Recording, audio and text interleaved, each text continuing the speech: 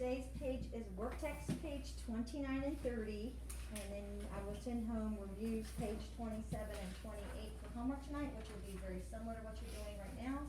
It is about Roman numerals, and it's also about ordinal numbers. Those two things will not be on the test. It will just be what we're fixing to read now. So we're going to start with place value. So we have ones, tens, hundreds, 1,000s, 10,000s, 100,000s, and then 1 million. All right? And when we were rounding to the nearest 10, who got to be the boss? One. The ones got to be the boss. And we're rounding to the nearest 100, who got to be the boss? 10. The tens. And when we're rounding to the nearest 1,000s, who got to be the boss? The hundreds. The hundreds. The person beside, or the value beside it, I should say, got to be the boss. All right, let's review this. All right, so we learned 10 ones equals 1 10. 10 tens equals 100.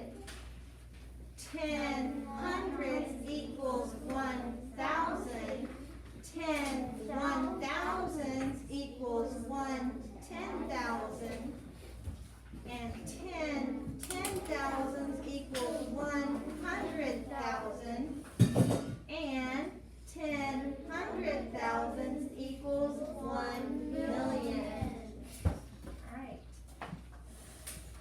Those are some of the things that will be on the test, and you will do a paper tomorrow that is very, very like the test, and that will help you.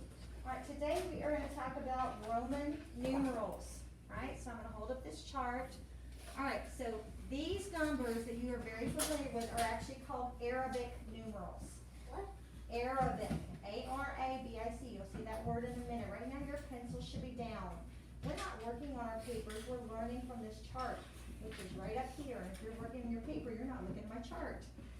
Alright, then we have Roman numerals, which actually look like letters. We're going to start with the letter I, which is just 1.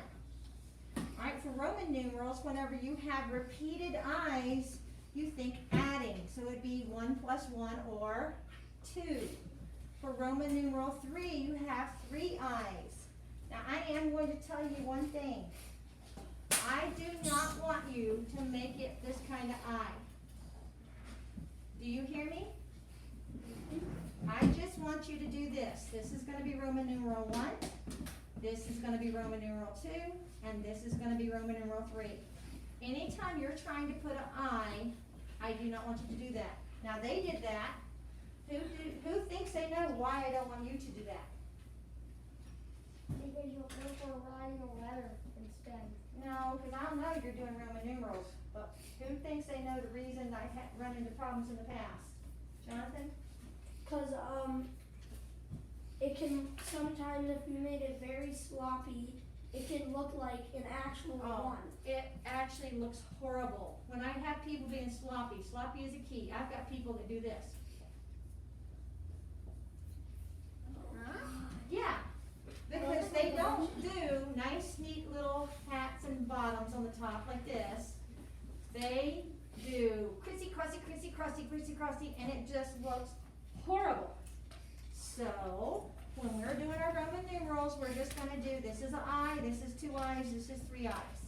And then when we get on to the next one, which is a V, and then you're going to put an I in front of it, or you'll put an I after it to make other numbers, which we're going to talk about right now. Alright, the rule is you cannot do more than 3 in a row. So after you have the I for Roman numeral 3, we're going to switch up to V, which is number 5. So V is number 5. Alex, I need you paying attention up here, please. To make number 4, which we skipped, you're going to put an I in front of it, because when you put a smaller one in front of a larger one, so an I is just 1, and you put it in front of a V, which is 5, when you put the smaller one in front of the larger one, you subtract it. So IV, you need to think 5 minus 1. V by itself is 5, and then when you put the I's after the V, you're going to be adding. So V plus 1, V and I is 5 plus 1. I should have said that like that. V and I is 5 plus 1, VII. is 5 plus 2, and B, I is 5 plus 3.